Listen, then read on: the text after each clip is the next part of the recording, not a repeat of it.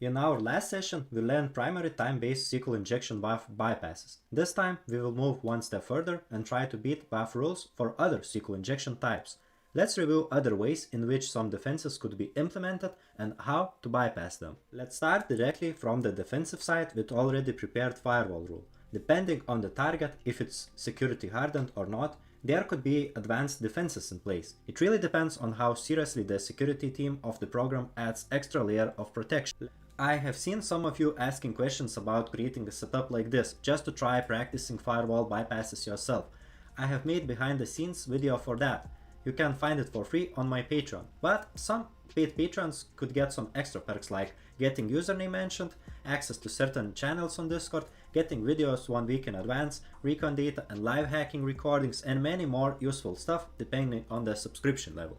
Like previously, I have already shown some basics that could be bypassed. It will be much harder to bypass defenses right now, but it's not impossible. Let's explore this example. It will convert a URL query to lowercase and checked for two blacklisted words, and or. When we initially approach the target, we won't know what firewall rule will be present. We can get some presumptions after getting indications from tools like Gauri or SQL Map, or by testing manually, of course.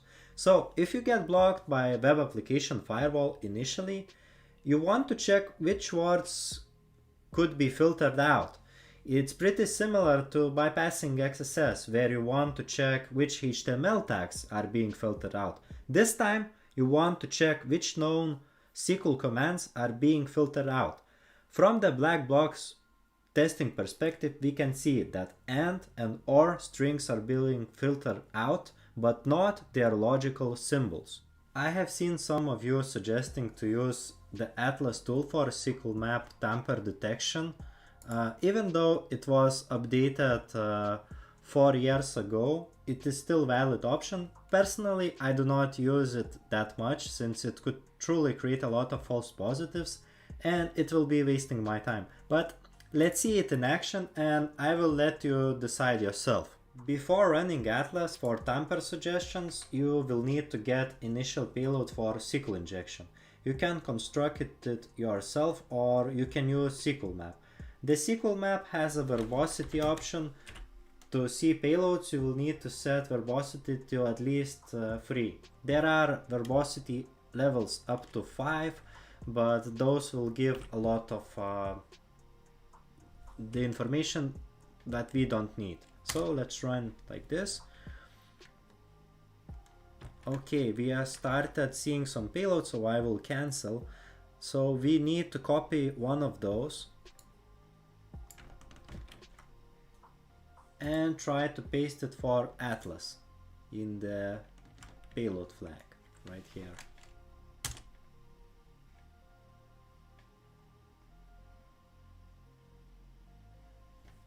As you can see, it gave us a lot of results, although it's still useful because I know one of them should work, but you will still be spending a lot of time checking each of those tampers.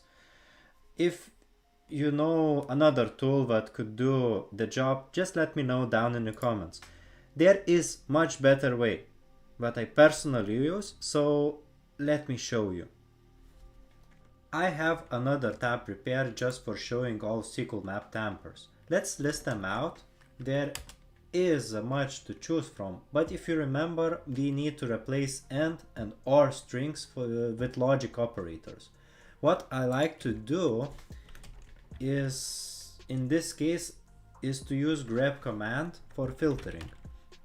We can use eflag to use regular expressions and use uppercase letters, just because those tamper scripts likes using uppercase right here. And we can see there is only 2 of them left out instead of choosing all of those. So this one will work the best. Let's use this one for SQL Map.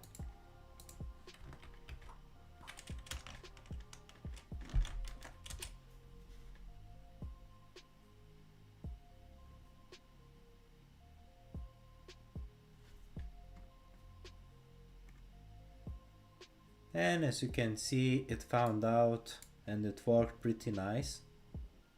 We could play around the whole day by doing this, just checking the block strings and trying to find ways how to bypass them. But in the real world scenarios, there could be other very simple blocks implemented, like here.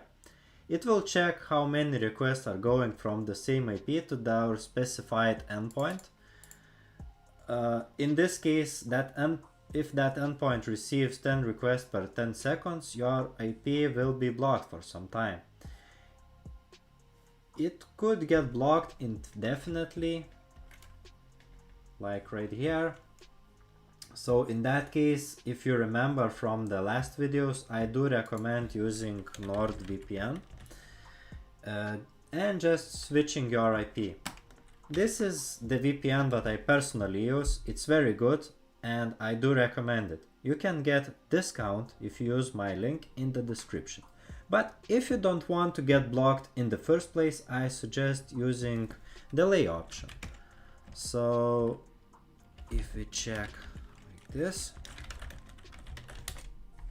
this one, it will be more gentle on the website because you can like specify how many seconds between each request to send. Of course, your SQL map will be much slower, but in this case your IP will be good to go.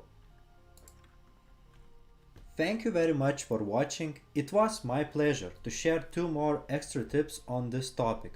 Maybe next time we will check how to bypass some status codes like 401 or 403. And as always, I wish you earn pretty good bounties.